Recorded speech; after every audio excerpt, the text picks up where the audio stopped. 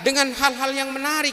Jadi ceramah-ceramah Syafiq Basalamah, Khalid Basalamah, Abu Jawas, Firanda itu memang menarik pada tataran awam, terutama kepada orang-orang yang tidak punya ilmu agama yang kuat.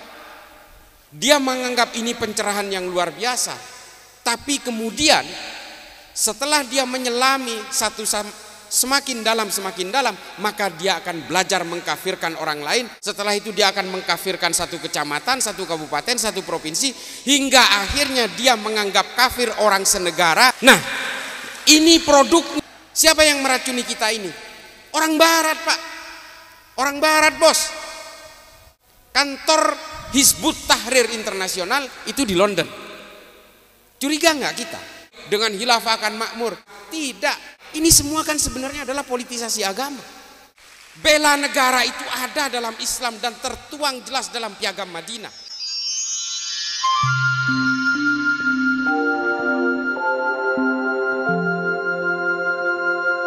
Assalamualaikum warahmatullahi ta'ala wabarakatuh.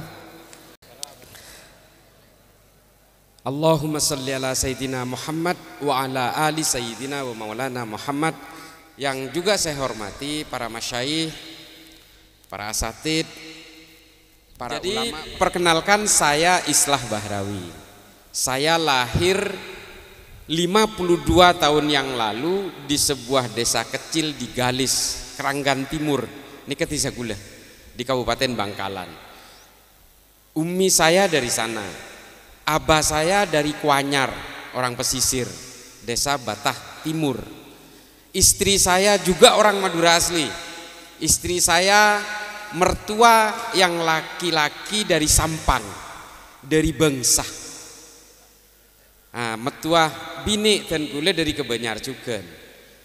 Lalu kemudian SD sampai SMA saya di Bangkalan. Saya sempat nyantri di Pondok Pesantren Syekhona Khalil Demangan Bere Bangkalan, Ki Jamanah Jannanah Ki Abdullah Sahal, Allah yarham. Terus hera-hera kuliah neng Jakarta, neng Fakultas Sastra jurusan Inggris di Jakarta tahun 89, dan alhamdulillah juan kesempatan untuk belajar ke Amerika kurang lebih sekitar 5,5 tahun.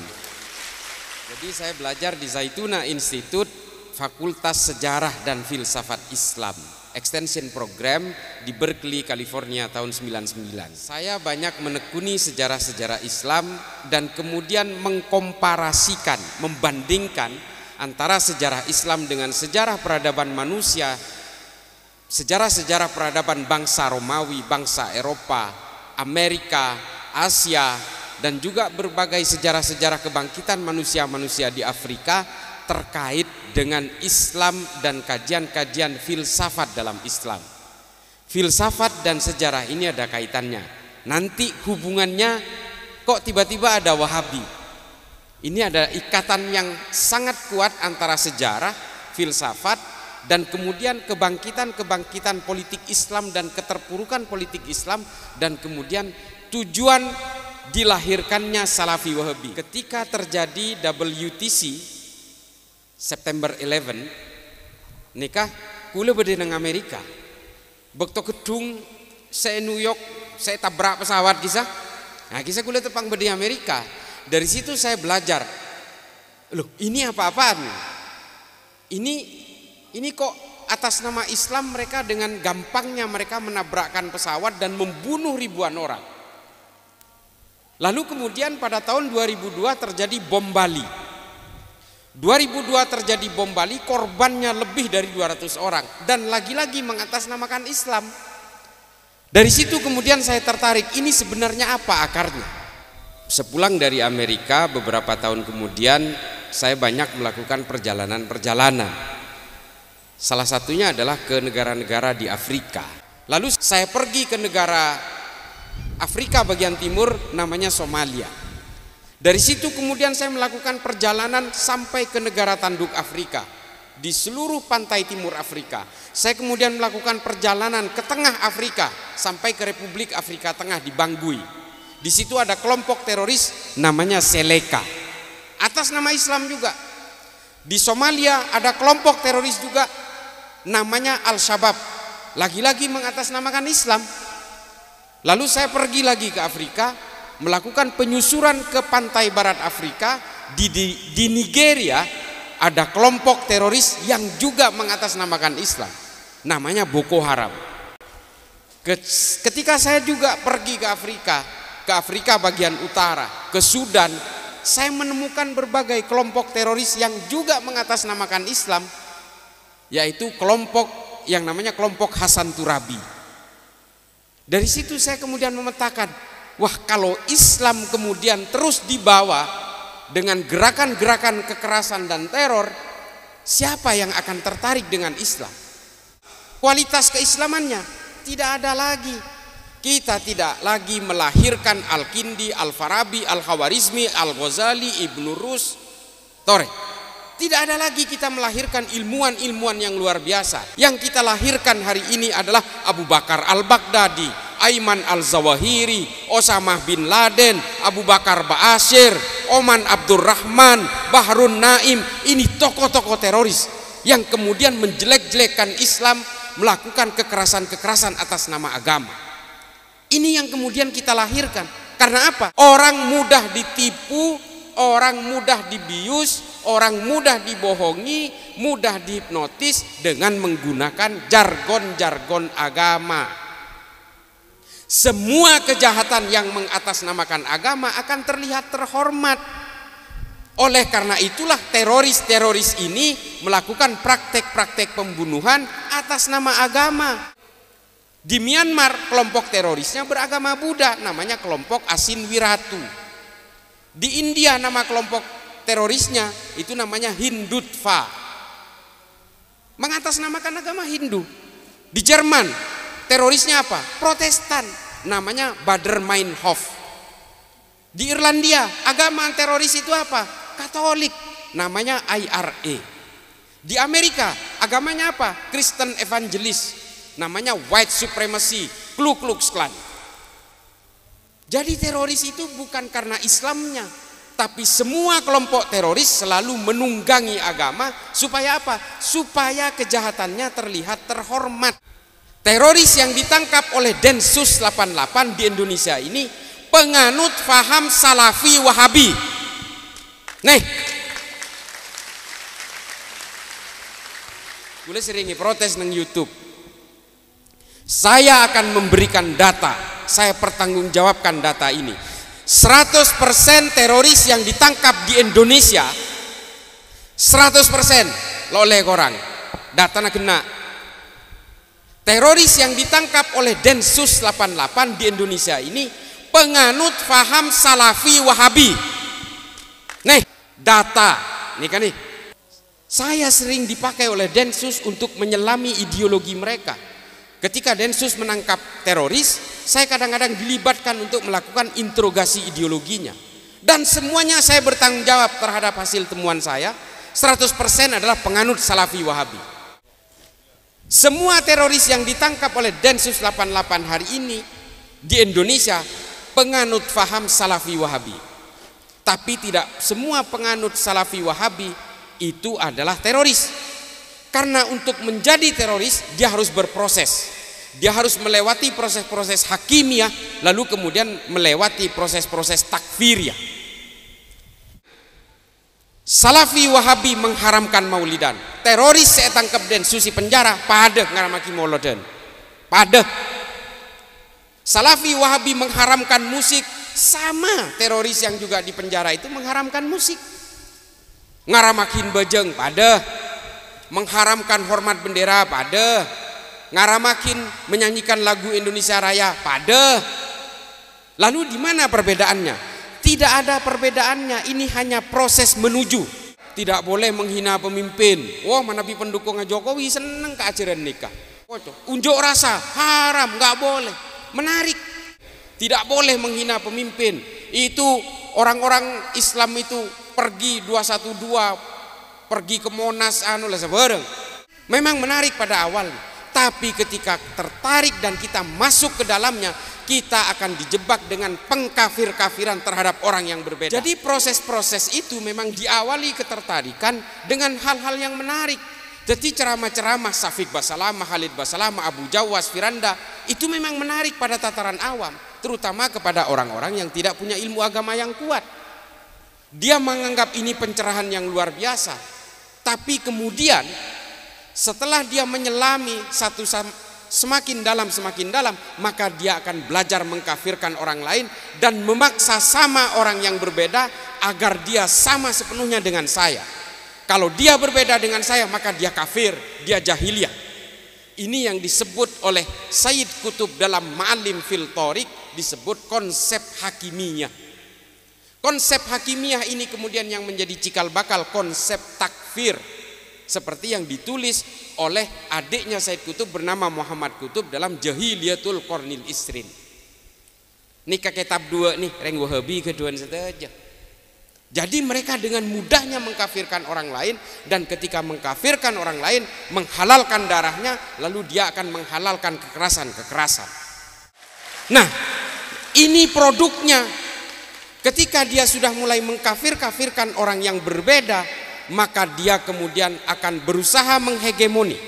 Dia akan mengkafirkan orang sekitar. Setelah dia mengkafirkan orang sekitar, dia akan mengkafirkan orang satu kampungnya. Setelah itu dia akan mengkafirkan satu kecamatan, satu kabupaten, satu provinsi, hingga akhirnya dia menganggap kafir orang senegara karena berbeda ubudiyah dan amaliyahnya. Dari situ kemudian muncul keinginan untuk bergabung dengan jaringan teror di Indonesia, untuk melakukan perlawanan terhadap negara dan untuk mengakselerasi dan melegalisasi halalnya darah kalian yang berbeda. Kemudian mereka bergabung kepada JI, JAD, JAK, JAT, JAS, MMI, MIT, MIB, NII, Khilafatul Muslimin. Ini kan organisasi teror saja. Ini adalah organisasi teror di Indonesia. Apa mereka ini? Semua penganut Salafi Wahabi. Saya bertanggung jawab dengan pernyataan ini. Belum kita berbicara tentang gerakan teror di seluruh dunia. Ada Al-Shabaab di Somalia, ada Seleka Republik Afrika Tengah, ada Boko Haram di Nigeria, ada kelompok Hasan Turabi di Sudan, ada kelompok Laskar Ataiba di Pakistan. Ini semua ada Jabatun Nusra di Suriah, ada Liwa'ut Tauhid di Suriah, ada Free Syrian Army di Suriah, ada kelompok-kelompok gerakan separatis Thailand Selatan di Thailand, ada Abu Sayyaf di Filipina, dan sisanya adalah 9 organisasi teror terbesar di Indonesia yang saya sebutkan tadi. Semua ini penganut Salafi Wahabi, bos. Cek lero, torek kulit tanggung jawab nih kak. Lalu kemudian ada salah seorang diplomat Amerika bernama Farah Pandit. Dia melakukan riset di 81 negara dengan pemeluk Islam lebih dari 20%, termasuk Indonesia. Itu menjadi salah satu bahan risetnya. Risetnya mengatakan 100% Wahabi Salafi yang ditangkap oleh pasukan anti teror di seluruh dunia adalah penganut faham Salafi Wahabi. Ini hasil temuan riset, dan ini empiris, sangat empiris.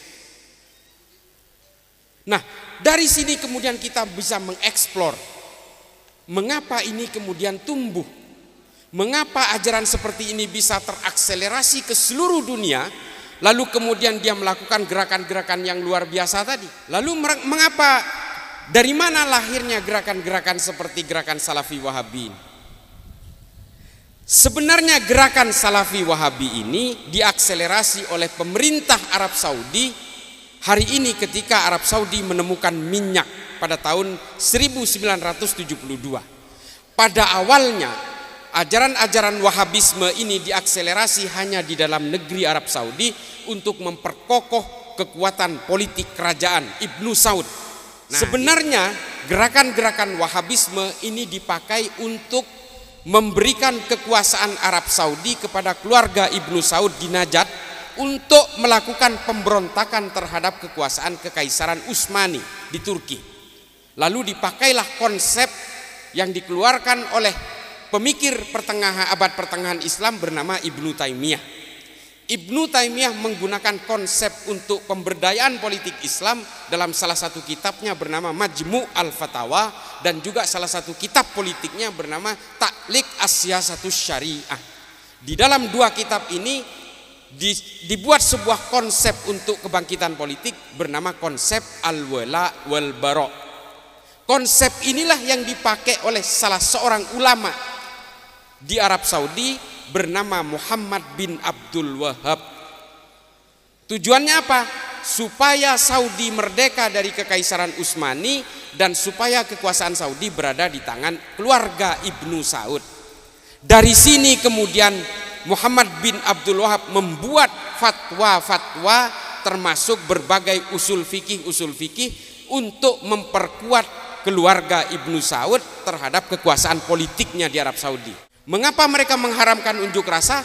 Karena mereka memang paling takut dengan gerakan-gerakan perlawanan rakyat. Mengapa mereka mengharamkan musik? Karena musik bisa mengumpulkan masyarakat dan bisa dideploitasi, bisa dikerahkan untuk melakukan perlawanan terhadap keluarga kerajaan. Kerajaan Saudi dan keluarga Ibnu Saud memang paling takut terhadap kerumunan komunitas masyarakat. Lalu kemudian berbagai pelemahan terhadap kekuatan politik kerajaan ini dibuatlah fatwa-fatwa oleh ulama-ulama Wahabi, Al-Utsaimin, Abdullah bin Bas, Albani, dengan dalil-dalil yang diambil-ambil dan kemudian dicocok-cocokkan untuk penguatan politik kerajaan. Mengapa orang-orang Wahabi tidak suka kepada kalangan dzurriyyah Kanjeng Nabi? Karena pesaing politik utama keluarga Ibnu Saud itu adalah Ibnu Rasyidin dari kalangan dzurriyyah Kanjeng Nabi yang menguasai kota Ha'il. Terjadi perang antara keluarga Ibnu Saud dan keluarga Ibnu Rasyidin. 8 kali perang, membunuh kurang lebih 14.000 orang kalangan muslim di Saudi yang diadu domba. Hingga akhirnya keluarga Ibnu Rasyidin terusir ke Yordania dan tidak bisa menguasai Saudi. Sejak saat itulah keluarga Ibnu Saud diperkuat oleh para ulama-ulama. Nih contohnya Syekhona Khalil Jimin termasuk Mbah Hashim Asy'ari ketika mondok di Mekah, nih keajarannya masih Ahlussunnah wal Jamaah. Kenapa? Ketika itu kekuasaan politik Ibnu Saud belum kuat, sehingga yang menguasai berbagai halakoh daurah di Masjidil Haram dan juga di Madinah ini adalah keluarga-keluarga Ahlussunnah wal Jamaah, termasuk keluarga Imam Al-Maliki. Nih kan nih. Setelah keluarga Ibnu Saud berkuasa, semua ajaran-ajaran Ahlussunnah wal Jamaah termasuk jamiah kemudian semua diharamkan. Ulama-ulama Ahlussunnah wal Jamaah dikerangkeng di dalam rumahnya dan juga mereka mengharamkan maulid karena mereka tidak mau ada kerumunan masyarakat yang kemungkinan akan melakukan perlawanan terhadap kerajaan. Nih keawalan nih. Jadi semua fatwa dari ajaran-ajaran Salafi Wahabi ini adalah by order, sesuai pesanan. Jadi semua usul fikih dan fatwa-fatwa ulama dari Salafi Wahabi ini sesuai pesanan kerajaan. Menabi kerajaan merasa terancam, buatkan fatwa untuk melarang itu, dilarang. Ketika kerajaan merasa terancam kekuatan politiknya, buatkan fatwa pelarangan, ibadi haram. Berbagai pada saat itu berbagai kebangkitan politik di Timur Tengah itu didahului dengan gerakan-gerakan kebudayaan, termasuk di Mesir pada zaman Presiden Gamal Abdul Nasir. Hingga apa kemudian? Kelompok Salafi Wahabi mengharamkan kebudayaan yang tidak disukai oleh mereka. Tidak heran sampean menabi beda Halid Basalamah ngaramaki bejeng kini ke produk. Karena mereka memang sudah terbiasa dari Arab Saudi mengharamkan budaya-budaya rakyat. Kalau saya menyalah-nyalahkan ajaran Salafi Wahabi, saya tidak ada bedanya dengan mereka ketika mereka menyalah-nyalahkan kita. Anapa orang Wahabi ini kan rata-rata jadi teroris. Anapa teroris ini kan 100% orang Wahabi. Karena apa? Dia terlalu gampang mengkafir-kafirkan orang lain yang berbeda. Lalu kemudian karena perbedaan itu, setiap orang yang berbeda dengan saya ini kemudian dianggap bukan Islam. Padahal bid'ah terhadap maulidan itu dibuat oleh ulama-ulama pesanan Ibnu Saud. Kalau ada orang yang menyuarakan sesuatu yang berbeda, dipenggelernya, kantung, bunuh. Nih, makin kasih nikah. Padahal tradisi Islam tidak seperti itu. Buku melawan buku, pemikiran melawan pemikiran. Imam Ghazali sudah membuktikan perdebatan antara Jalaluddin Rumi dengan Tabrizi terjadi, tapi kemudian selesai dengan konsep-konsep tauhid dan keimanan. Nih kan nih, perbedaan-perbedaan itu harus diselesaikan dengan diskusi-diskusi keilmuan. Karena apa? Islam itu punya tradisi-tradisi diskusi keilmuan, bukan perang. Saya hanya ingin mengatakan bahwa silahkan anggap tafsir-tafsir yang dianut itu adalah kebenaran mutlak, silahkan. Tapi jangan pernah mengkafir-kafirkan orang yang berbeda. Menusah nang atas bumi sidik jarinya tidak ada yang sama. Inilah bukti bahwa setiap manusia itu pasti berbeda. Itulah bukti bahwa Allah ini maha kaya dengan membuat segala perbedaan itu. Makanya orang yang tidak bisa menghargai perbedaan, dia betul-betul akan mengkhianati sunnatullahnya. Ini loh kenapa mereka tidak menyadari itu semua. Saya tidak ingin menyalahkan mereka, tapi kalian jangan menyalahkan saya. Kita semua meyakini apa yang diyakini sebagai yang benar. Kita ini bukan penganut agama, kita ini penganut tafsir-tafsir agama. Nih, sampean mau tanya Islam nikah agama apa? Islam. Pasti tanya akid, Muhammadiyah apa NU? Kilo mazhab nikah. Mazhab apa? Maliki, Hanafi, Hambali. Tanya enggak? Syafi'i. Kilo mazhab. Manhajnya apa? Syiah, Sunni, wala sebarang. Ijtihadan apa? Abdullah bin Bas, Al-Utsaimin, Ibnu Taimiyah, Imam An-Nawawi, wala sebarang. Banyak. Lah, nikah kan tafsir-tafsir saja. Jadi jangan kemudian atas nama tafsir kita mengkafir-kafirkan orang lain. Orang Salafi Wahabi nikah ngakoh ajarannya paling otentik dengan Nabi Muhammad. Tak peper ngaperaki orang. Padahal Nabi Muhammad nikah hijrah ke Madinah, dia langsung mengakomodasi semua manusia dengan segala perbedaan suku dan agamanya dengan hak dan kewajiban yang sama. Mana bineng dalam kampus-kampus disebut Nabi itu adalah motor moderat pada zamannya. Menjaga equalizing right and obligation. Nah, nikah cepon. Nikah kajian akademis dari Scott Atran dalam Talking to the Enemy. Jadi Nabi Muhammad itu adalah orang paling moderat pada zamannya. Polanya apa?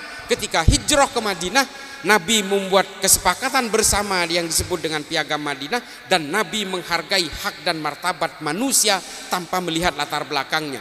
Nabi mendamaikan konflik berpuluh-puluh tahun, berabad-abad antara suku Aus dan Khazraj. Nabi mendamaikan orang Yahudi dan orang Kristen yang berebut pemungut pajak dari kerajaan Persia. Ini kayak pedamai sareng Nabi. Termasuk mendamaikan orang-orang pribumi dan orang pendatang yang kemudian kita sebut dengan kaum muhajirin dan kaum ansor. Nikah kanjeng Nabi sangat moderat. Lalu kemudian hari ini ada orang yang tiba-tiba datang mengkafir-kafirkan kita semua dan mengaku ajarannya paling orisinil, paling otentik dengan Nabi Muhammad. Sementara dirinya masuk ke sini, masuk ke Indonesia dengan mengkafir-kafirkan orang yang berbeda. Makanya saya sering mengatakan ajaran Salafi Wahabi ini bukan otentik dengan Nabi Muhammad, tapi lebih otentik dengan Muhammad bin Abdul Wahab. Ngaku otentik dengan Nabi Muhammad, mengaku, tapi tidak ada moderat-moderatnya. Moderat itu apa? Yang paling terakhir, para santri, para sepuh, para masyayikh, para kiai, nikah moderat itu adalah mengembalikan agama sesuai fungsi kelahirannya. Napa? Agama diturunkan oleh Tuhan untuk supaya manusia menghargai kemanusiaan dan menciptakan kedamaian. Ada tujuan lain. Dari situ kemudian manusia diinginkan oleh Allah untuk berakhlak mulia, membangun transendental hablum minallah, dan membangun keseimbangan dengan sesama manusia, hablum minan nas. Sehingga apa? Islam ini sebagai agama terakhir, agama penyempurna dari agama-agama sebelumnya, menjadi agama yang bisa menjadi rahmat bagi seluruh isi alam semesta. Komplit. Dengan beragama kemudian menjadi benci kepada siapapun orang yang berbeda, lo usah agama nikah. Ini bukan moderasi, bukan tujuan agama. Maka orang ateis, orang komunis, orang lo percaya ke pangeran bisa kati nikah. Kita tolak semua ajaran-ajaran yang justru mengajarkan kita permusuhan dan kebencian. Fungsi agama adalah membangun kemanusiaan dan menciptakan kedamaian. Itu moderasi agama. Moderasi agama ini kemudian kita kenal dengan orang-orang wasato, orang-orang wasatiyah, orang-orang middle path, garis tengah, lo ke kanan, lo ke kacer. Pokok lepah mececer ke pangeran, mececer ke ajaran-ajaran Rasulullah, ajaran-ajaran untuk menghargai perbedaan-perbedaan. Karena perbedaan suku, perbedaan agama, perbedaan bangsa, ini semua adalah sunnatullah. Nih kan nih, konsepnya apa? Li ta'arofu. Kelompok Jamaah Islamiyah juga ingin mendirikan mikro khilafah di Pulau Kangean. Mereka sudah punya aset kurang lebih 350 hektar untuk membangun negara sendiri di sana. Untungnya Densus 88, teman-teman dari Densus melakukan penangkapan lebih dini dan hingga hari ini sudah disita asetnya sebagian. Lalu apakah Densus menangkap ini karena mereka beragama Islam? Tidak. Orang-orang ini ditangkap karena mereka ingin melakukan teror dengan atas nama Islam. Seandainya Densus ingin menangkap orang Islam, jumlahnya belum tentu 2000 hari ini. Densus melakukan penangkapan dari tahun 2000 hingga tahun 2022 ini jumlahnya kurang lebih 2039. Kalau Densus ingin menangkap orang Islam, jumlahnya nggak segitu, ratusan juta pasti atau puluhan juta. Tapi yang ditangkap ini adalah orang-orang yang berusaha menunggangi Islam untuk melakukan aksi-aksi kebencian dan kekerasan. Tujuannya apa? Menumbangkan negara ini. Tujuannya apa? Supaya mengganti berbagai tatanan-tatanan politik di negara ini, sehingga apa kemudian? Sehingga seluruh orang Indonesia ini bisa disamakan dengan dia. Tidak boleh lagi ada perbedaan. Keinginan-keinginan supremasis dan ingin menghomogenkan seluruh orang Indonesia ini memang tipikal dari kelompok-kelompok Khawarij. Kata siapa ini? Kata Ibnu Khaldun dalam Al-Muqaddimah. Kita hari ini mengenal Islam sebagai pemeluk agama nomor 2 terbesar di dunia karena hasil sensus. Secara populatif kita besar, secara kualitas kita kecil. Ini yang kemudian menjadi persoalan. Banyak yang memeluk Islam, kualitas keislamannya tidak ada lagi. Kita tidak lagi melahirkan Al-Kindi, Al-Farabi, Al-Khawarizmi, Al-Ghazali, Ibnu Rus, Tore. Tidak ada lagi kita melahirkan ilmuwan-ilmuwan yang luar biasa. Karena apa? Orang Islam diajari dan diberi iming-iming impian-impian politik, bahwa kalau kita ingin memajukan agama, kita harus memajukan penguasaan-penguasaan politik negara. Ini yang kemudian meracuni kita. Siapa yang meracuni kita ini? Orang Barat, Pak. Orang Barat, bos. Kantor Hizbut Tahrir Internasional itu di London. Curiga nggak kita? Dan hari ini kita dijejali pemahaman oleh Hizbut Tahrir bahwa khilafah itu adalah buatan Allah. Coba bayangkan. Kadang-kadang kalau kita yang belajar sejarah, malu kita. Sistem syuro yang dipakai oleh Khulafaur Rasyidin ini diciptakan oleh bangsa Romawi 1300 tahun sebelumnya. Namanya Respublika Romana. Terus hari ini orang-orang Hizbut Tahrir mengatakan ini ciptaan Allah, ini yang terbaik. Ini semua kan sebenarnya adalah politisasi agama. Lalu kemudian sistem yang namanya sistem Al-Mamlakah yang dipakai oleh Bani Umayyah. Bani Umayyah tidak mau memakai sistem syuro. Makanya kemudian pemberontakan pada zaman Muawiyah bin Abu Sufyan ini luar biasa. Dan kemudian pemberontakan itu berlanjut pada zamannya anaknya Muawiyah bernama Yazid bin Abu Sufyan. Yazid bin Muawiyah bin Abu Sufyan. Lalu kemudian sistem pada zaman Bani Umayyah ini berubah. Namanya Al-Mamlakah. Kerajaan, sama seperti Saudi hari ini. Arab Saudi hari ini menggunakan sistem kerajaan Al-Mamlakah As-Saudiyah Al-Arabiyah. Ini sistemnya kerajaan. Apakah ini baru?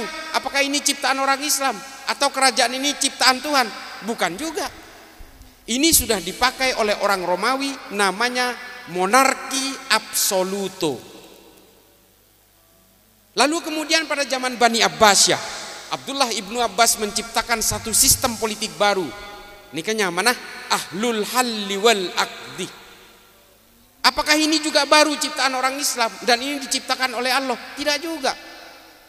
Ini sudah dipakai oleh orang Romawi pada zaman kekuasaan kekaisaran Bizantium.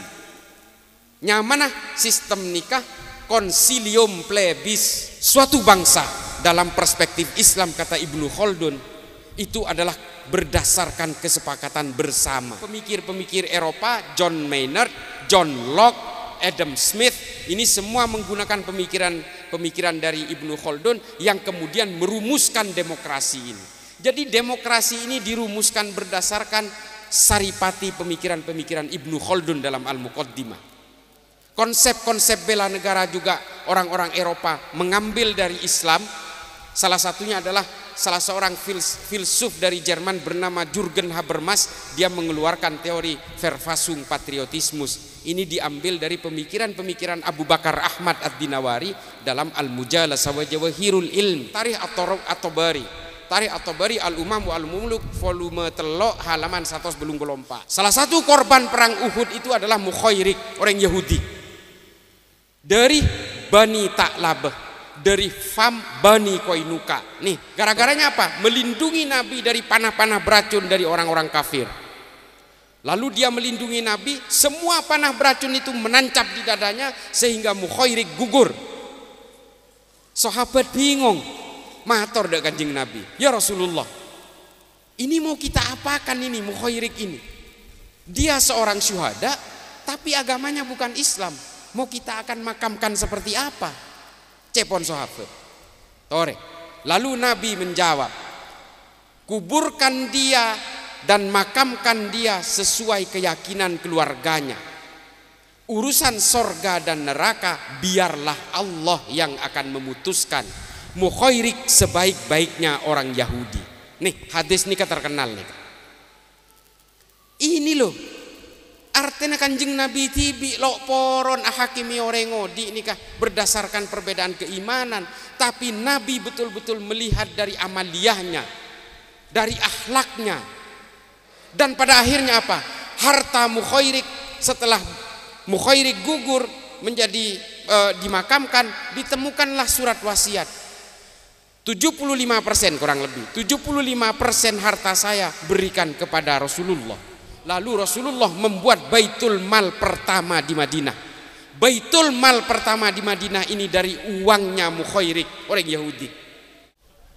Nah, nikah wallahu a'lam. Cuma Tarikh At-Tabari nulis nikah, Ibnu Mas'udi nulis nikah, Tarikhul Khulafa menceritakan meskipun tidak detail. Tapi semua kitab sejarah hampir menceritakan ini. Nah, Tarikh At-Tabari menceritakan ini di volume 3 halaman 184 dalam bab Al-Umam wa Al-Muluk.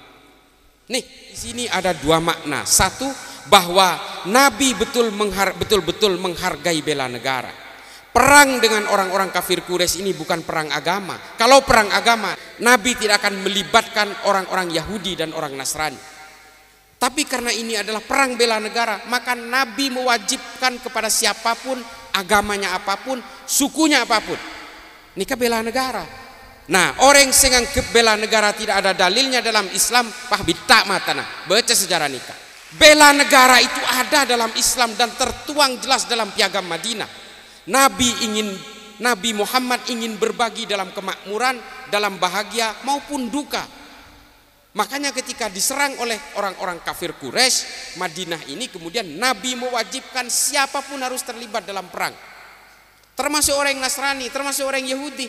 Makanya Mukhairik nikah ngereng neng perang Uhud. Perang Uhud nikah hari Sabtu teretan. Hari Sabtu. Bagi orang Yahudi, hari Sabat itu adalah hari suci, lo kenging keluar dari compong. Tapi Mukhairik merasa bahwa ini kewajiban dari Rasulullah, dia keluar rumahnya, pergi berperang bersama Rasulullah. Tore, ini orang Yahudi. Makanya Nabi Muhammad mengatakan kepada para sahabat, urusan sorga dan neraka biarlah Allah yang memutuskan. Soal pemakaman silahkan urus sesuai dengan keyakinan keluarganya. Dengan khilafah akan makmur.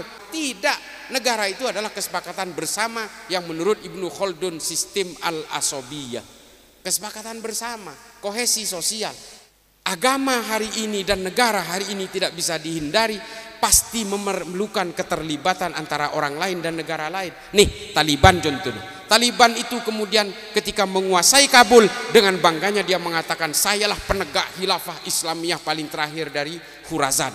Wah, ini kan nih bangga. Hari ini apa? Setelah dia mengalami keterpurukan, tidak bisa menghidupkan listrik 24 jam karena dia kehilangan uang, kehilangan berbagai komoditi dan logistik. Sekarang mereka ngemis-ngemis kepada Cina dan Rusia untuk meminta bantuan. Itu fakta hari ini. Lalu Indonesia ini apa? Indonesia ini sudah khilafah karena ada 17.000 pulau, beratus-ratus suku, beratus-ratus bahasa yang kemudian menyatu menjadi satu al-asobiyah yang bernama Pancasila. Dan kemudian Indonesia ini adalah khilafatul Indonesia. Al-asobiyahnya apa? Asyuranya apa? Pancasila. Ini sudah komplit sesuai dengan perspektif Islam, sesuai konsepnya Abu Bakar Ahmad Ad-Dinawari, sesuai konsepnya Ibnu Khaldun dalam Al-Muqaddimah. dan juga sesuai konsep-konsep kenegaraan modern, semuanya kemudian terakselerasi menjadi satu perekat yang bernama Republik Negara Kesatuan Republik Indonesia. Lalu kemudian oleh karena itu ada salah satu akademisi dari Tillman University, asmaipun Phil Caruso. Dia kemudian berusaha membedah Indonesia. Mengapa Indonesia ini selalu menjadi sasaran ideologi transnasional? Yang satu gerakan Wahabisme internasional, yang kedua gerakan khilafah. Mengapa kok Indonesia selalu menjadi sasaran? Karena Indonesia ingin dikuasai, bos. Indonesia ini adalah negara dengan pemeluk agama Islam terbesar secara populatif di dunia. Dan di dalam Indonesia ini ada salah satu organisasi agama Islam terbesar juga di dunia bernama Nahdlatul Ulama.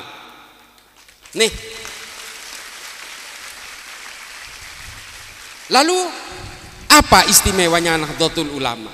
Menurut Phil Caruso dari Tillman University, satu, kehebatan Nahdlatul Ulama dan mengapa dia tetap memiliki anggota terbesar dan masih berpengaruh secara kuat di Indonesia, karena satu, dia tidak pernah mengajarkan kebencian kepada orang lain karena perbedaan. Ini kajian akademis orang yang sekolah nih, Kak. Artinya dia sudah melakukan riset, dia sudah melakukan forum group discussion, dia juga sudah melakukan penelitian-penelitian. Lalu yang kedua, mengapa NU ini menguat? Yang kedua adalah Nahdlatul Ulama tidak pernah punya riwayat untuk melawan negaranya sendiri. Nah, lalu kemudian Phil Caruso membuat satu pandangan bahwa ketika NU menguat secara pengaruh terhadap anggotanya, maka jika ingin menumbangkan Indonesia, maka harus menumbangkan Pancasila. Kalau ingin menumbangkan Pancasila, harus menumbangkan NU. Kalau NU sudah tumbang, Muhammadiyah akan tumbang dengan sendirinya. Ini pengamatan-pengamatan akademis. Lalu kemudian Madura ini menjadi sasaran utama. Densus melakukan penangkapan di Sumeneb kira-kira 3-4 bulan yang lalu. Nih kan orang Sumeneb. Wahabi NU makin orang Sumeneb. Dari situ kemudian mulai dipetakan bahwa gerakan-gerakan Salafi Wahabi ini kemudian betul-betul ingin menyasar Madura. Jadi mangken nikah anapa sasaran Salafi Wahabi nikah Madura. Pola nama Madura nikah manabi orang Madura tanya akin agama apa? NU. Agama apa? Bani Islam NU. Saking fanatik ada NU.